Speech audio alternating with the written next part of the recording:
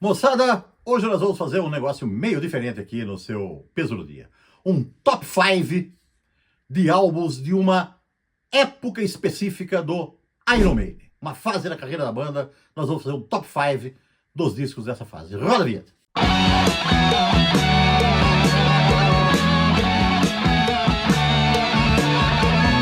Saudações pesadas, moçada, o seu Peso do Dia chegando com mais um assunto legal para nós tratarmos aqui, pesadamente falando. E antes de continuarmos, eu queria pedir para você que ainda não fez a sua inscrição, que vai lá, faz a sua inscrição no canal, deixa lá o seu like, para o canal repetílico aqui, se arrastando mais um pouquinho para cima aí, para ir crescendo devagarinho. Tá bom, moçada? Hoje, então, eu tive uma ideia, né, que na verdade foi a minha produtora aqui, a produtora do canal, a minha filha aí, que quis que eu fizesse, né? Que nós fizéssemos aqui um top 5 de alguns discos do Iron Maiden e eu fiz um recorte na carreira da banda. A carreira da banda, vocês sabem, é muito longa, começou lá no final na segunda metade dos anos 70 e vem até hoje. Foram muitos discos lançados, muitas fases diferentes. E eu peguei uma fase aqui dos anos 80, tá? Escolhi os anos 80 porque os anos 80, aquela história, né, moçada, foram de fundamental importância para o heavy metal, né? Muitas bandas se fortaleceram muito nessa época. O Iron Maiden foi uma delas. O Iron Maiden foi muito oportunista, né? Oportunista no bom sentido, claro. Souberam aproveitar muito bem as oportunidades que tiveram e cresceram muito nessa época aqui. Então eu peguei 5 discos lançados nessa época, né, nos anos 80. Não foram os únicos 5 que o Iron Maiden lançou, mas são os 5 discos de estúdio que foram lançados com o Bruce Dickinson. Porque o Iron Maiden lançou outros 2 de estúdio aqui com o Paul Di'Anno e outros 2 discos ao vivo. Mas aqui, então, eu quis pegar os 5 discos de estúdio do Bruce Dickinson, aqui desses anos 80, e fazer um ranking desses discos aqui, tá? E assim, né, é claro, é a minha opinião aqui, vocês podem discordar à vontade e eu espero mesmo que vocês coloquem aí depois a opinião de vocês nos comentários, tá? E como que nós vamos fazer? Eu vou conceituar um pouco aqui vocês como é que nós vamos fazer isso. Então, ó, sabe as medalhas ouro, prata e bronze? Nós vamos colocar aqui também. Só que medalhas ouro, prata e bronze são só 3, né? Nós vamos colocar mais 2. Então, a medalha de ouro vai ser o 3º lugar, na verdade, porque acima da medalha de ouro vai ter a medalha de platina e a medalha de diamante. Então, medalha de bronze, prata, ouro, platina e diamante para esses 5 álbuns do Iron Maiden. E eu queria contextualizar um pouquinho aqui para vocês a história, bem rapidinho, a história do Iron Maiden até chegar aí, né? Então você já sabe, o Iron Maiden se formou lá nos anos 70, teve diversas formações, até que chegou numa formação forte ali, né, que gravou aquela demo, o Soundhouse Tapes, que foi o que deu o pontapé para o Iron Maiden acabar sendo contratado depois pela EMI. Aí um golpe de sorte, né? Não é demérito nenhum, porque foi a sorte, olha só, por que o Iron Maiden tinha que crescer mesmo, né? Aí foi um cruzamento da sorte com a competência. E quando você cruza competência com sorte, aí fica difícil de segurar, né? E ainda bem que isso aconteceu. Por que eu falo de sorte? Porque o Iron Maiden, moçada, estava pleiteando um contrato com a EMI, mas o Iron Maiden era a segunda opção da EMI. A primeira opção, na época, era o Angel Witch. Mas o Angel Witch acabou havendo um desentendimento. Já contei essa história aqui para vocês falando do Angel Witch. Aliás, né, tem resenha do Angel Witch do disco e da banda aí no canal. Dá uma olhadinha que é legal. O Angel Witch é uma banda muito importante e muito legal também. O Angel Witch e a EMI acabaram se desentendendo. O contrato com o Angel Witch acabou não rolando e a EMI assinou com o Iron Maiden. E aí veio o lançamento do primeiro play em 1980. A EMI é uma gravadora muito grande, trabalhou muito bem com a sua banda, né? Logo veio a gravação do outro play, o Killers, e com muito sucesso também, os 2, e seguiram-se aí excursões bastante importantes com o Kiss, com o Judas Priest, e depois o Iron Maiden lançou um disco ao vivo no Japão, né? Um EP, né? Um mini LP chamado Made in Japan. Made in Japan, uma alusão, óbvio, ao grande Made in Japan do Deep Purple, né? Uma das bandas que influenciaram o Iron Maiden.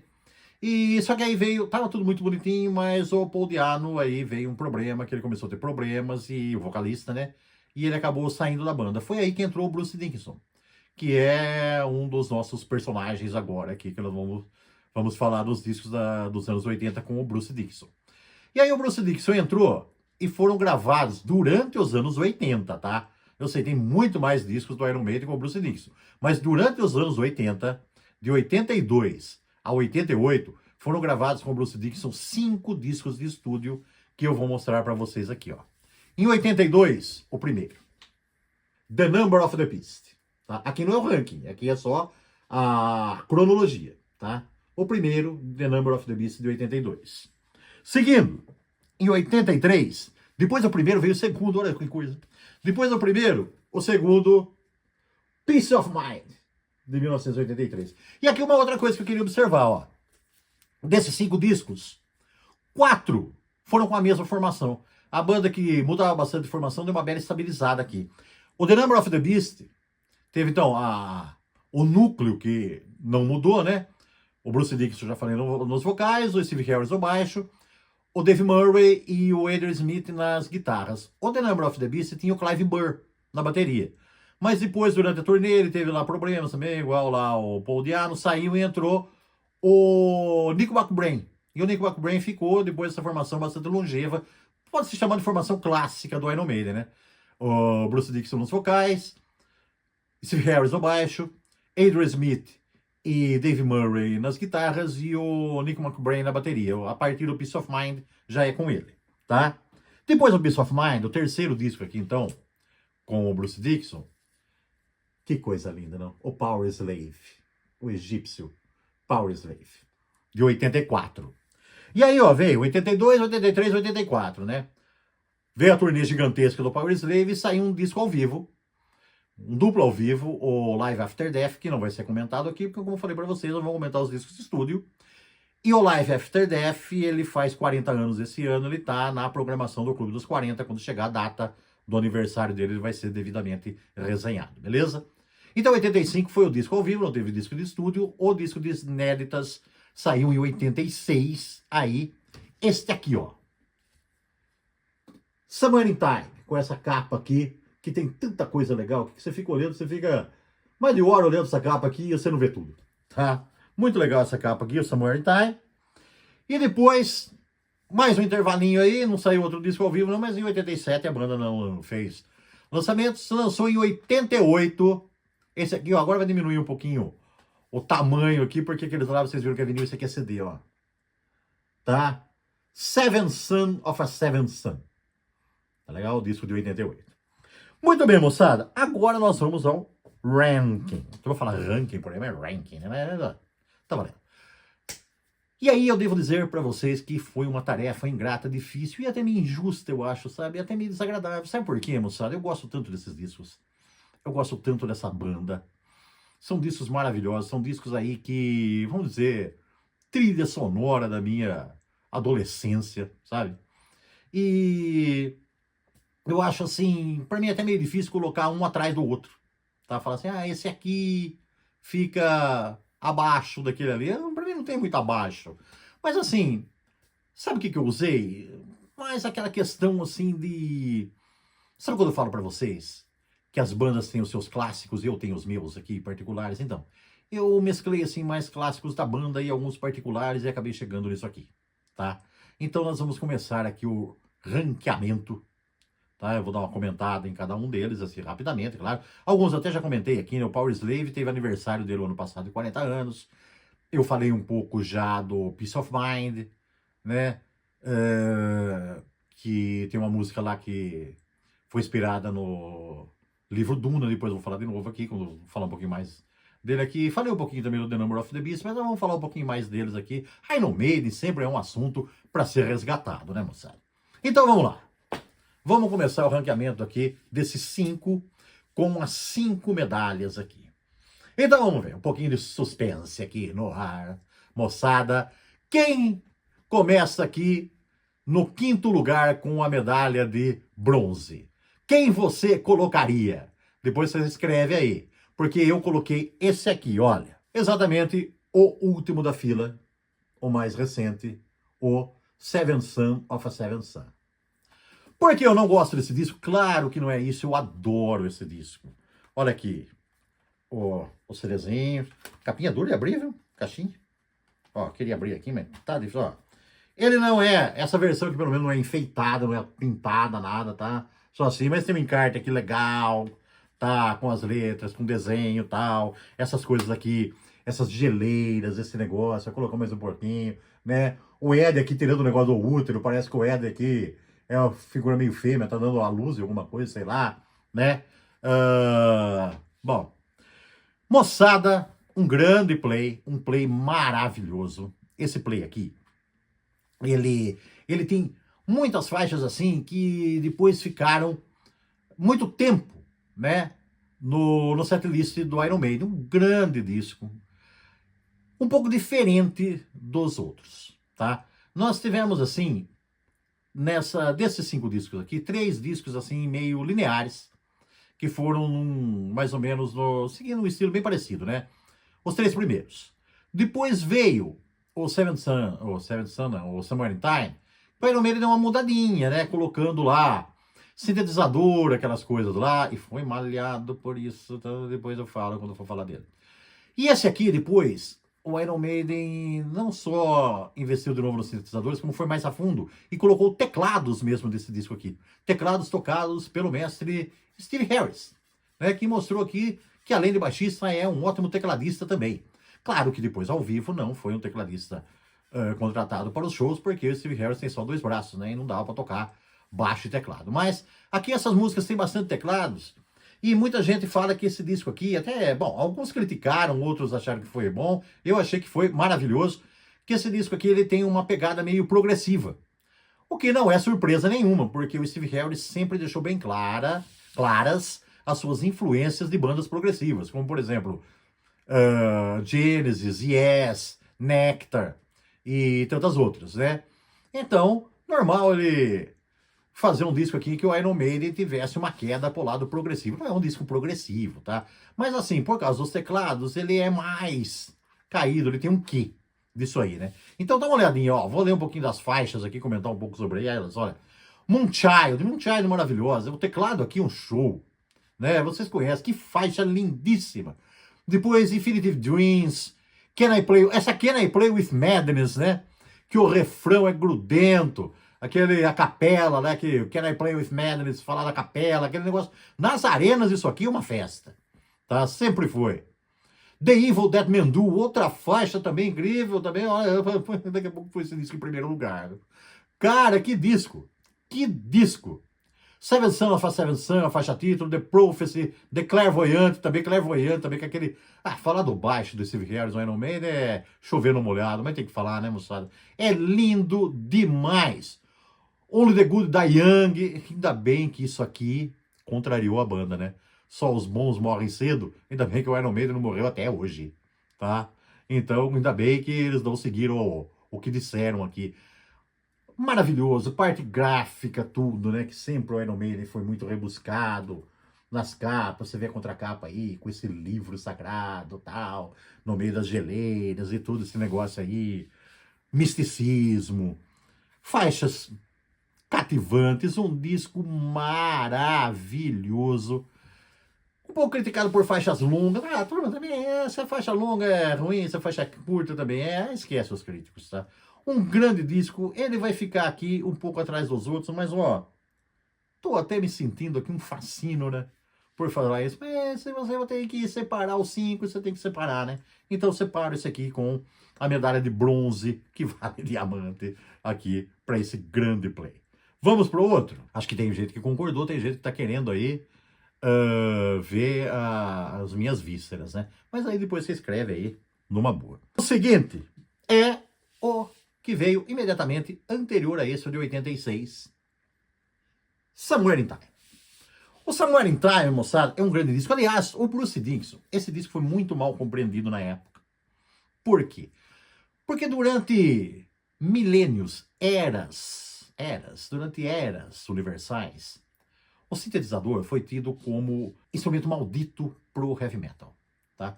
Até as bandas que não eram tão heavy metal, assim como o Queen, se bem que o Queen no começo era bem pau, né? O Queen tinha até o costume de colocar no disco que eles não usavam sintetizador, não fica bagunçando, no fim, né? Tem um disco aí que vai no dia 30 de junho, ele faz 45 anos, e ele vai entrar num clube dos 45, e o disco The Game do Queen vai ser devidamente resenhado aqui, e foi o primeiro em que o Queen assumiu, então, os sintetizadores. Dali pra frente, não largou mais. Mas os sintetizadores eram coisa maldita pro rock pesado. Até teve um documentário aí do Iron Maiden, que é de 82, 83, por aí, que tem uma cena lá que o Bruce Dickinson fala com um fã, que o cara fala pra ele negócio de fazer heavy metal com sintetizador. Ele fala, não, você não pode fazer heavy metal com sintetizador. E depois fizeram, né? Depois colocaram o sintetizador aqui. E, assim, o Iron Maiden, ele... É o que eu falo, né? Teve até a sorte também. Ele se esquivou um pouquinho, porque quem primeiro começou com essa história de sintetizador aqui em 86 foi o Judas Priest. E que lançou antes desse aqui, o Judas Priest lançou o seu Turbo, com sintetizadores, e foi malhado, achincalhado e falado um monte daquele disco lá do Judas Priest, mas o Turbo do Judas Priest, além de ser um grande disco, né, não tem problema nenhum os sintetizadores, o Turbo não vendeu mal, não foi nenhum fracasso, não foi nenhuma quebrada de cara, teve uma boa aceitação, então aí a turma baixou um pouquinho a bola. Então quando o Iron Maiden lançou esse aqui, a crítica não estava tão grande assim, mas ainda tinha. Então muita gente ficou falando que não sei o que, porque o som tá saturado, blá, blá, blá. O som aqui é maravilhoso, tá? O som aqui é maravilhoso, esse disco é maravilhoso. O que ele tem?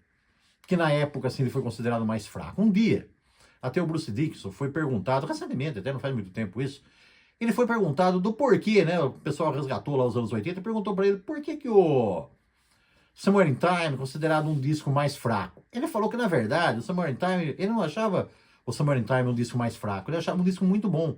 É que ele saiu depois de uma trinca de ferro muito poderosa.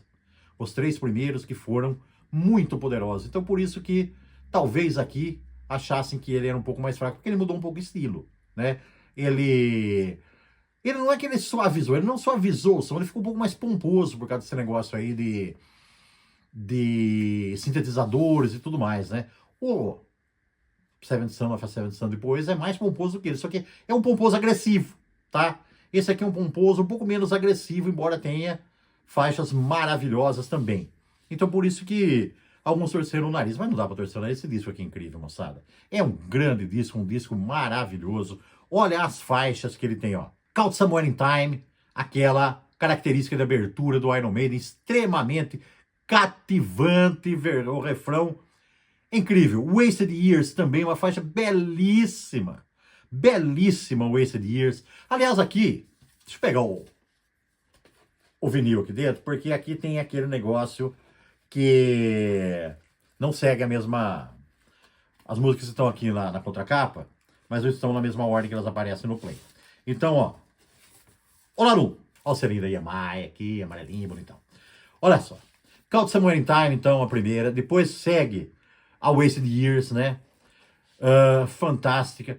Sea of Madness. Sea of Madness, uma faixa assim meio mística, meio esquisita. Esquisita no bom sentido. Grande faixa, incrível. Uma faixa assim que o Iron Maiden nunca tinha feito algo igual. Por isso até que esse disco aqui, a turma, não sei o quê. Aqui mostrou coisas que o Iron Maiden nunca tinha feito, tá? E ele sedimentou até o pavilhão aí para o outro desfilar em cima dele, as coisas que vieram depois, né?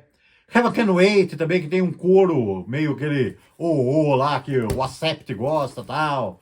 E depois entra os sintetizadores, um negócio bem legal. Seguindo. Cara, essa faixa é demais, cara. Que faixa maravilhosa. A faixa baseada no corredor de maratona, ó. The Loneliness of the Long Distance Runner. Tá? Então, os caras tiram umas inspirações, cara. Steve Harris tem umas ideias, assim, sabe? Essa faixa dele, né? Como a maioria, né?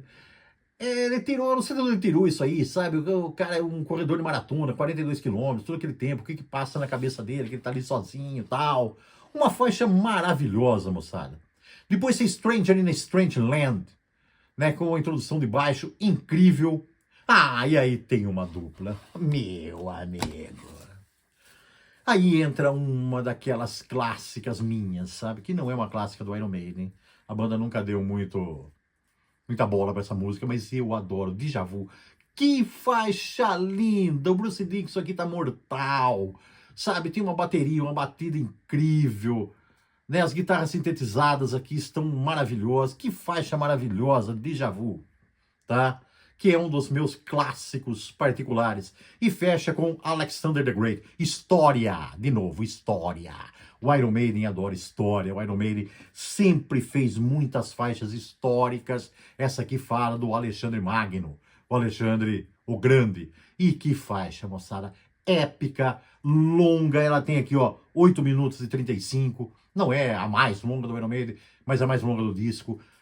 Que música maravilhosa, fechando aqui, uma narração no começo, tirada lá de palavras do rei Filipe II lá, o pai do Alexandre, um negócio maravilhoso. Claro que não é ele que fala, ele morreu há mais de 2000 anos, né? Segundo dizem, foram falas dele que foram reproduzidas aqui. Moçada, um descasso de heavy metal, moderno, avançado, ousado, porque para usar sintetizador nessa época aqui, tinha que ser ousado, corajoso, e o Iron Maiden foi tudo isso, e mais uma vez foi premiado com um grande disco, uma grande turnê, e muito sucesso. Medalha, então, de prata, que também vale diamante, para esse aqui, tá? Vamos pro outro. E agora, chegamos na trinca de ferro, né? Já que a gente tá falando de bronze, de prata, de platina, tem o ferro também, na trinca de ferro aqui, os 3 poderosos primeiros discos aqui com o Bruce Dickinson. Qual deles vem agora? E qual que vocês apostam? Aí, ó, tem 33,33% de chance de acertar, moçada. Então, não sei se o quanto eu fui achincalhado aqui, mas quem falou que é esse aqui que vem agora, ó, acertou. Audioslave. Ó, eu tô voltando cronologicamente, mas não tem nada a ver, tá? É coincidência esse negócio do tempo. Eu queria falar uma coisa pra vocês. Esse aqui é o Medalha de Ouro. E esse aqui foi o único. Esse aqui foi o único que ocupou incontestavelmente a posição dele. Sabe por quê, moçada? Porque os outros, lá os 2 últimos, a medalha de bronze e de prata, eu fiquei numa dúvida tremenda, sabe? Eu fiquei invertendo os 2 ali um tempão até chegar na conclusão. E os 2 primeiros, que daqui a pouco eu falo pra vocês como é que ficou, e eu fiquei invertendo também as medalhas de platina e diamante um tempão até chegar na conclusão, sabe? Esse aqui, eu falei, não, esse aqui, a posição dele é essa aí mesmo. Esse play aqui é, ó, cara, moçada. Esse foi, vamos dizer assim, o auge daquele estilo que o Iron Maiden vinha se propondo, né? Aqui eles usaram e abusaram da matemática egípcia trazida pelo Bruce Dickinson. O Iron Maiden é legal que ele sempre gostou de história. O próprio nome da banda, né? Iron Maiden era para quem não sabe, era um instrumento de tortura da Idade Média. E desde sempre a banda teve coisas de história. Então no primeiro disco tem a própria faixa Iron Maiden, tem Transylvania, né, que também fala da história lá do Conde Drácula, aquelas coisas lá. Depois tem Gengis Khan, né, no Killers, e por aí vai, eu falo das histórias dos outros. Esse aqui, então, Power Slave, fala da história do Antigo Egito. Isso aqui, a ideia principal, né, do tema foi do Bruce Dickinson, né, não foi do Steve Harris. E ele teve todo um visual rebuscado, inclusive o play, ó, se você olhar aqui, vocês viram que naquele lá anterior, eu mostrei para vocês aquele selinho amarelo característico da EMI, né? Esse aqui não tem isso, ó. Ele já tem um selo aqui já mais trabalhado. Do outro lado aqui, ó, lado 2, ele tem o olho de Horus feito aqui, tá? Então esse aqui, ele tem um visual muito esmerado. Esse disco aqui foi importantíssimo também pro Iron Maiden, porque foi a maior turnê que o Iron Maiden fez até então, né? Depois fez turnês aí gigantescas também, mas até então esse aqui foi que deu a maior turnê para o Iron Maiden, uma turnê de 13 meses, que inclusive em 85 passou pelo Brasil.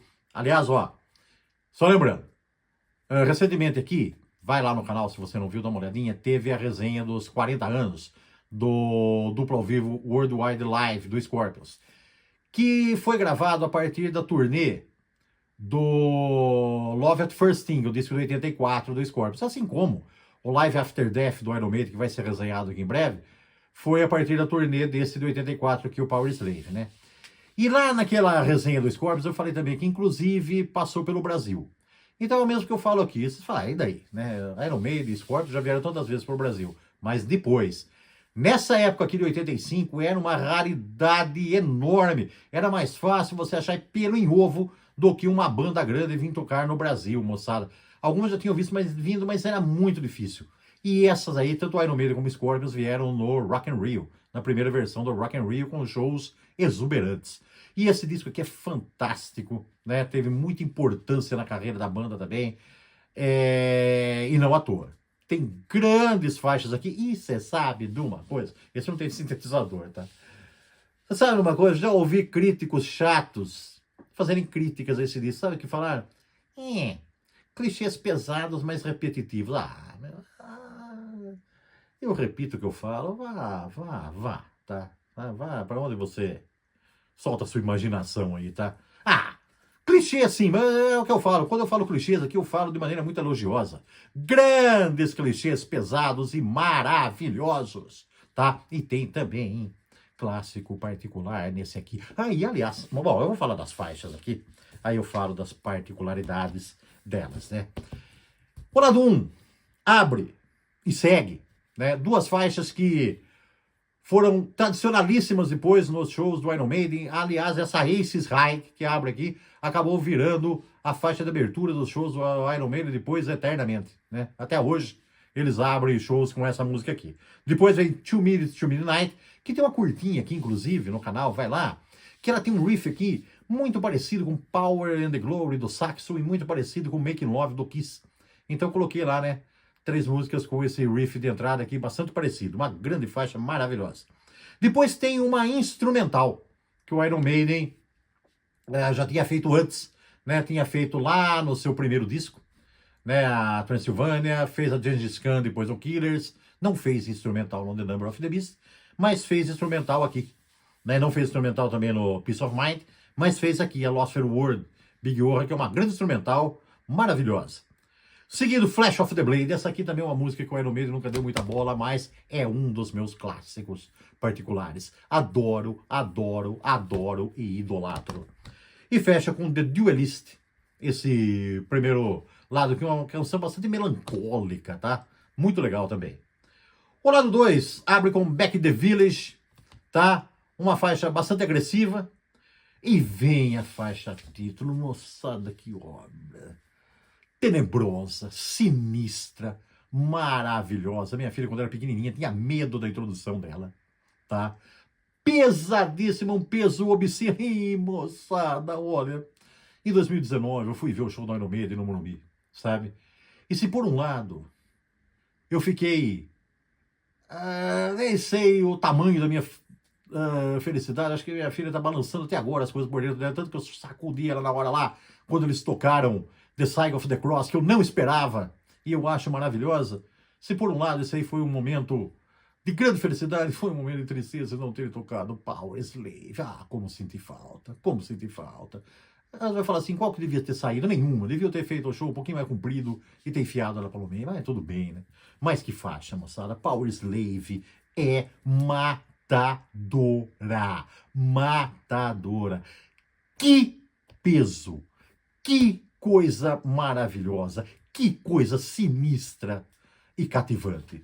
E fecha com uma música Long Size, tá? Muito grandona. Mais de 3 minutos, quase 14 minutos, Rime of the Ancient Mariner, que tem tantos climas aqui que não dá nem pra falar, tá? Olha, maravilhosa, maravilhosa, sabe? Se o The Number of the Beast fechava de maneira fantástica com Halloween Be Thy Name, uma faixa longa também, essa aqui é mais longa ainda, tá? E é também maravilhosa. Rime of the Ancient Mariner, que música, que obra, que coisa incrível. Consta que, quando o Bruce Dickinson viu essa letra aqui que o Steve Harris escreveu, ele ficou louco da vida, que ele falou como é que ele ia se lembrar de tudo isso ao vivo. Mas não sei como é que ele fez, mas ele conseguia, né, quando essa música era tocada ao vivo, porque ela tem versões ao vivo também que ficaram fantásticas. Um disco maravilhoso, esplêndido, que não tem o que dizer, tá? Ele foi resenhado aqui já, né, no aniversário de 40 anos dele. em 2024 e dá uma olhadinha lá, tá? Mas nunca é demais falar de uma obra tão vultosa como essa aqui. E agora? Chegamos nas duas primeiras posições. E agora o que vai acontecer? Até agora você viu que o negócio veio cronológico. Do 88, 86, 84. Agora temos o de 83 e o de 82. Vai seguir a cronologia? Não vai seguir a cronologia? Quem vai ficar com a platina? Quem vai ficar com o diamante? Quem concordou comigo dessas vezes aqui? Né, muitos devem ter discordado, outros podem ter concordado. Se alguém concordou, vai continuar concordando, vai discordar agora. E agora deixa eu deixar de ser chato e parar de enrolar e ir direto ao assunto. Então, moçada, a medalha de platina do segundo lugar, agora que eu falei que eu tive tanto trabalho, né, que eu fiquei mudando, mas acabei definindo da seguinte forma. Não deu ordem cronológica. É esse. O The Number of the Beast de 82, tá? Um disco perfeito, vou usar de novo a palavra clichê, mas de maneira extremamente elogiosa. É o disco clichê da New Wave of British Heavy Metal, tá? E o New Wave of British Heavy Metal, vocês sabem, uma coisa maravilhosa que marcou de maneira tão positiva a história do heavy metal, né? Esse disco aqui é um disco perfeito, o cara não tem defeito em nada, em nada. Até a capa, capa, né? Isso que chamava tanta atenção na época. Uma coisa aqui também que catapultou o Iron Maiden, deles serem assim tão minuciosos com as capas. A contracapa, que legal. O Bruce Dickinson entrou aqui e encaixou bem demais na banda. Olha, o Paul Di'Anno era um vocalista incrível. Adorava o Paul Di'Anno, adorava o Iron Maiden com o Paul Di'Anno. O que ele fez no Iron Maiden, você pegar os três primeiros, né? Até a fita lá, o Soundhouse Tapes também. Mas os dois LPs estúdio, o mini álbum, que tem versões dele agora estendidas também. O cara no show era fantástico. Aliás, eu acho até aí umas porradas eu posso levar ele agora, hein? O Bruce Dickinson como frontman é superior ao Paul Di'Anno, mas a voz do Paul Di'Anno ao vivo eu acho que rendia até um pouco mais do que a do Bruce Dickinson. O Paul Di'Anno era fantástico. Mas o Bruce Dickinson encaixou como uma luva no Iron Maiden, tá? O Iron Maiden queria mudar um pouco o estilo também, que era um pouco mais agressivo. Eles queriam fazer um estilo um pouco mais engendrado, assim, um pouco mais incrementado. E o Bruce Dickinson caiu aqui como uma luva, mas encaixou. É um caso parecido, assim, com o do Brian Johnson no AC/DC, sabe? Parece que o cara sempre esteve ali, né? A despeito de quem estava antes ser um cara maravilhoso. Mas ele caiu aqui e serviu demais na banda aqui, né? E essa aqui é com o Clive Burr ainda. E é demais, esse disco é demais. É um disco perfeito, moçada. Abre aqui, um disco aqui que o original dele, você tem outras versões aí, mas esse original tem 8 faixas, né? 4 de cada lado. E abre com Invaders. Invaders é a faixa histórica. Para quem não sabe, a faixa também não muito famosa do Iron Maiden, né? Tem outras aqui que são obrigatórias dos shows até hoje, né? Mas Invaders não é uma faixa muito famosa, mas assim eu adoro. Ela é histórica, ela fala da invasão dos Vikings, ou dos Vikings, como falam em inglês, né? Nas Ilhas Britânicas. Então fala da primeira vez que os nórdicos invadiram as Ilhas Britânicas lá no final do século VII, no final do século oitavo, né? Que até o número 9 é chamado de século nono. Primeiro, segundo, terceiro, quarto, quinto, sexto, sétimo, oitavo e nono, depois fica 10, 11, 12, é frescura, né?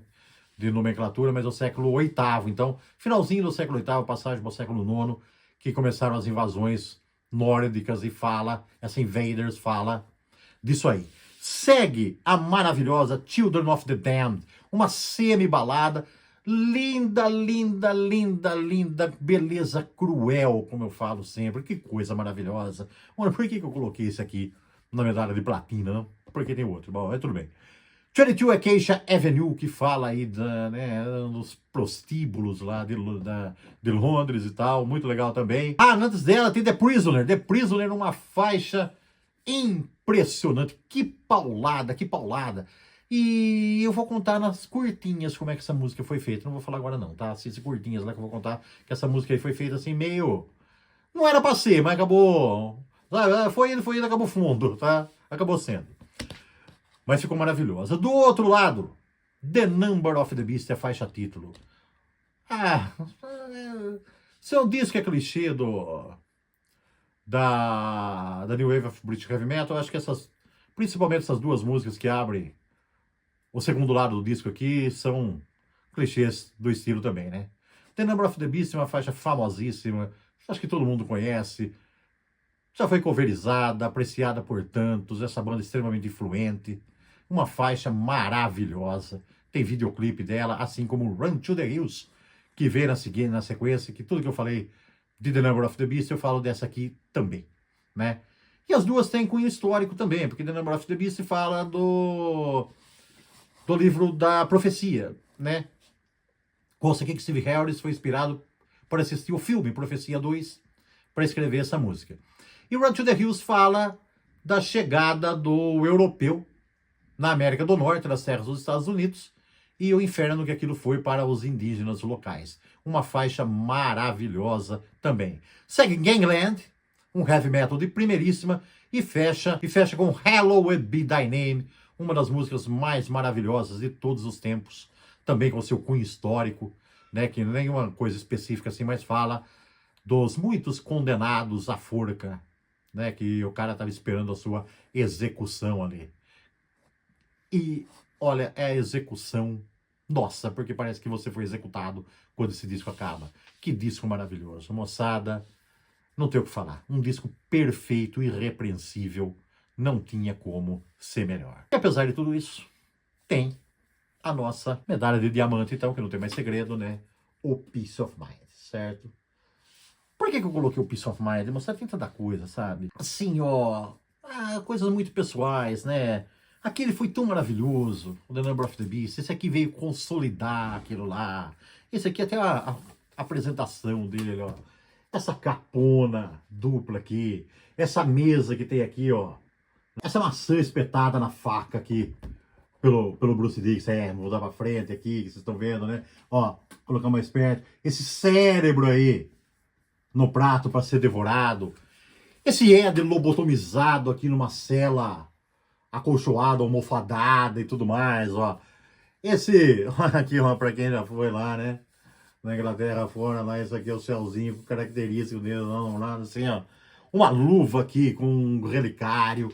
Umas coisas assim que você olha, você fala, que coisa, cara. Que coisa. Mas nada disso seria tudo isso se não fossem as faixas. Aqui do lado, ó, né? No esmero que eu falei pra você, aqui tem as letras, né? Maravilhosas letras, tal. E as faixas que tem aqui, moçada? Olha, aqui também tem coisas muito famosas e outras nem tanto, mas que eu adoro de montão. Olha só, abre com Where Eagles There. Não é o carro-chefe do disco, eu não sei porquê, tá? Mas abre de maneira esplêndida. Uma bateria arrasadora. O novato Nico McBrain já chegou arrepiando e arrebentando com tudo, metendo o pé na porta. Segue Revelations, semi-balada. Que coisa linda, uma das músicas mais maravilhosas da história do heavy metal. Moçada, emocionante. Olha, eu sabia que eles iam tocar no show aquele dia, mas a hora que ela... Eu tinha um pouquinho de medo que ela não tocasse. A hora que tocou, sabe? Derreti, tá? Nossa, eu virei um fluido. Flight of Icarus. Que paulada! Essa aqui tem um videoclipe, é uma paulada. Heavy metal, mas assim, sabe? Puríssimo, true metal. Quando se fala em true metal, tá? Não dá pra não lembrar de Flight of Icarus. Incrível, incrível, incrível, incrível, incrível. E fecha com uma outra paulada que é Die With Your Boots On. O lado 2 abre com The Trooper. The Trooper é o carro-chefe, né? A música do single, tal. Flight of Icarus também teve single. É famosíssima, obrigatória até hoje e tudo mais. Uma grana... Bom, se você for ver lá a resenha que eu fiz lá do disco do Rolling Stones, Emotional Rescue, tô até com a camisa lá do The Trooper e tudo mais, né? Essa aqui é demais. Segue Still Life. Still Life é uma daquelas também que o Iron Maiden não dá muita bola, mas é uma grande faixa. Maravilhosa também. Nossa, agressiva, uma letra agressiva, tal. Sabe que o PMRC adoraria meter o pau. Não sabe o que é o PMRC? Procura aí no canal que tem a explicação. Quest for Fire. Quest for Fire, moçada, a histórica. fala da pré-história, de quando os humanos descobriram o fogo, tá certo que ela é completamente anacrônica, que ela fala que é a época em que os dinossauros andavam na Terra, e ó, só corrigindo, tá? Dinossauros e homens das cavernas nunca se encontraram. Quando o humano apareceu na Terra, já fazia mais de 60 milhões de anos que os dinossauros já tinham ido para Cucuia, tá? Mas deixa para lá, tá? É uma grande faixa maravilhosa. Vocês vão falar, o que tem isso a ver, né? Mano, rock and roll é cultura, certo? E olha como é. Sun and Steel, outra grande faixa também com o Iron Maiden, nunca me deu muita bola, não sei porquê, é maravilhosa. Vocês vão falar assim, né? Mas por que você falou das faixas tão famosas que tem o The Number of the Beast? E essa aqui você fala de tantas faixas com o Iron Maiden, nunca deu muita bola, você colocou isso aqui na frente, porque eu dou bola, cara pálida, tá? Eu adoro. E o ranking aqui é meu e é isso aí. Você faz o seu nos comentários aí, tá? Beleza. E fecha. Ah, cara, To Tame a Land.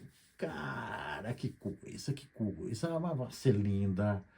Lá no estúdio de gravação do Iron Maiden, viu? Que coisa, que bateria ambulante até. Parece que a bateria anda nessa música. Uma coisa fantástica. Essa aqui, o Steve Harris tirou do livro Duna, né? Não é histórica, isso aqui é ficção científica. Depois teve o filme Duna também, mas o filme saiu um pouquinho depois. Né? Olha, cara, que faixa maravilhosa. Tem aquele estilo meio oriental. Ela caberia até no Power Slave, né? Porque ela tem um riff de guitarra meio oriental, meio egípcio até. Depois até aquela parede de guitarras. Uma coisa avassaladora, um disco irrepreensível, adorável, transcendental e fenomenal. Moçada, tá aí o ranking desses 5 álbuns fantásticos, desse recorte, né? Dessa carreira, desse espaço, pequeno espaço aí da carreira do Iron Maiden. Falaremos depois de outras épocas, de outras situações, mas esse aqui foi feito dessa forma aí. Espero que vocês tenham gostado. Façam seus comentários, mantenham-se pesados e até a próxima. Yeah!